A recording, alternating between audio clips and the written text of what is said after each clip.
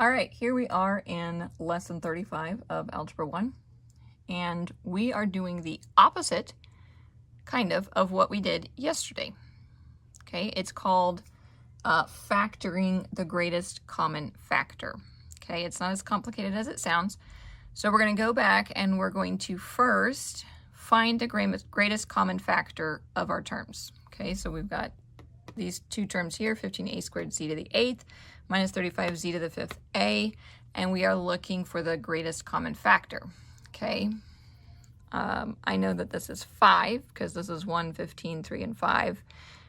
And that's 5 is the only one of those terms that 35 is divisible by, because this is 1 and 35 and 5 and 7. So 5 we can factor out.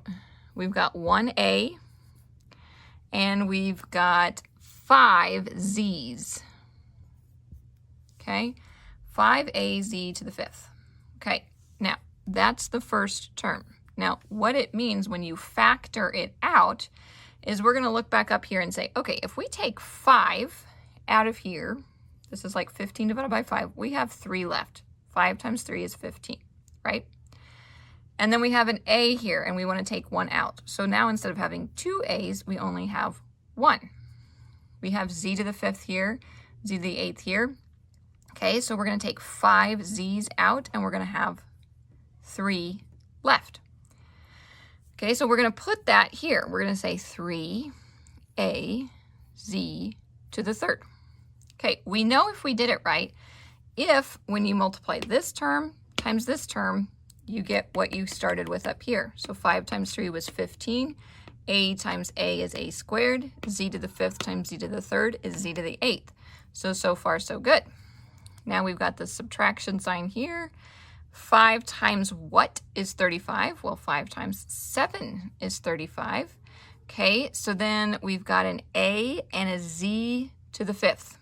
Okay, if we take an a out of here, then it goes away. If we take a z to the 5th here, it goes away. So we're only left with this 7 over here. And it makes sense because if you take 5 times 7, you get your 35. A z to the 5th times 1 is a z to the 5th. So this is what they're looking for. They're looking for the greatest common factor first, and then what is left in your terms once you take that greatest common factor out. And you should always be able to distribute and multiply here to here and get the same exact thing that you started with. That's how you know if you did it right. Okay, another example of what we're trying to do today.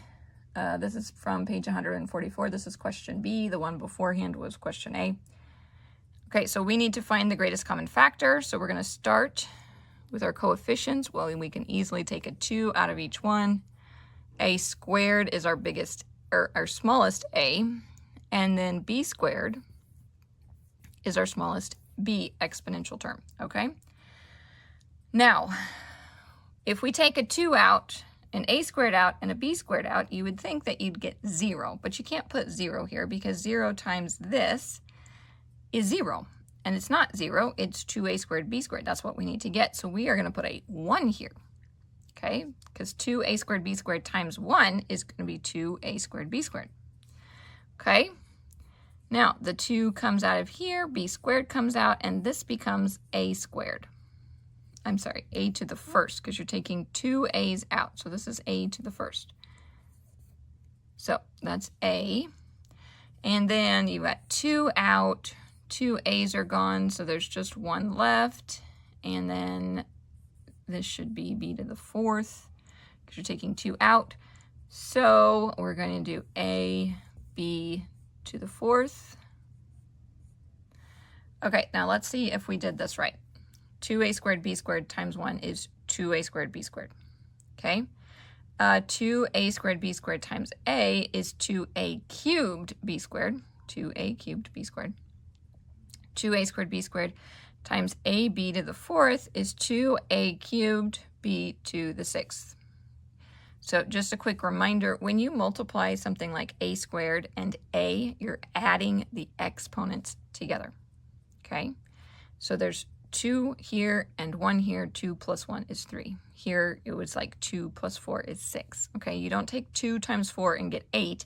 You add them together. Think of it like this. B times B here, B times B times B times B here. This is not 8b's, it's 6b's. That's why you're adding your exponents, okay? So this becomes b to the 6th, not b to the 8th. So the other part of this lesson is talking about canceling. This is from page 142. It starts on the bottom of that page. So canceling is when we get something divided by something equaling 1, because 1 times anything is that other thing. So for example, here we've done some problems like this where we say, okay, I want the x by itself, so I'm going to divide this 4 by 4 here and 4 here, because 4 divided by 4 is 1. So it's basically like I'm canceling that 4 and making it go away. Okay, so that's what we're looking at in some of our problems, is how can we cancel? So there's a right and a wrong way to cancel. Okay, so if you have something like this, x plus 4 divided by 4, you cannot just say, oh, that goes away and it's x, or maybe it's x plus 1. No, that doesn't work like that, okay? These are not terms that are on top of each other, okay? Let me show you what I mean here about a way that you could cancel something out.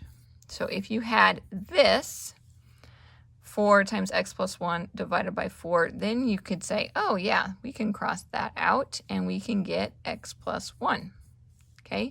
Because these are outside of the parentheses. They are pulled out and they're by themselves, okay? So this is 4 times something divided by 4.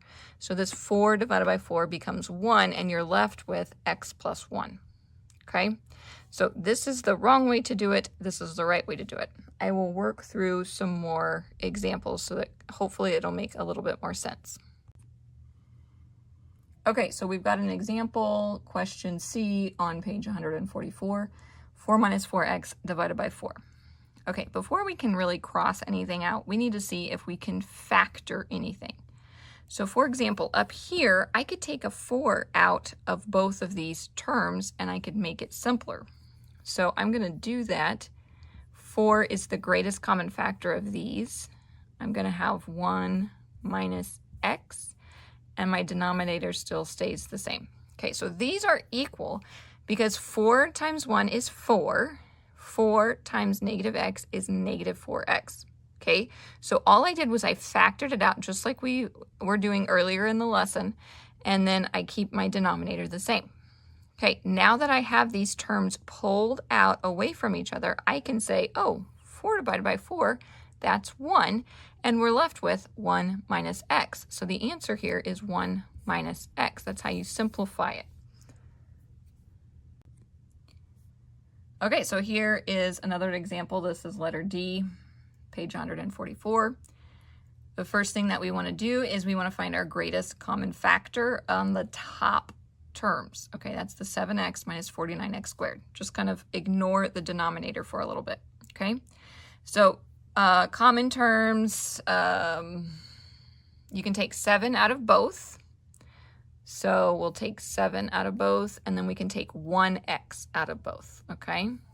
So then if we did that, if we factored that out, we would be left with 1 minus 7x, okay, divided by 7x. So let's make sure that this is correct. 7x times 1 is 7x. 7x minus 7x is 49x squared. This minus 49x squared.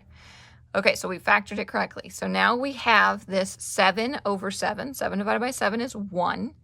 X divided by x is 1. It doesn't matter if this is 50, if it's a million. A million divided by a million is 1. 50 divided by 50 is 1. Doesn't matter what number you put in for x. If you're dividing by itself, then it's going to be 1. That's why you can cross out x divided by x, even if you don't know what the number x means. Okay, so we have 1 minus 7x. That's what's left. So 1 minus 7x is our simplified version of this problem. Okay, this will be very helpful when you can figure out how to do this when we need to solve problems later.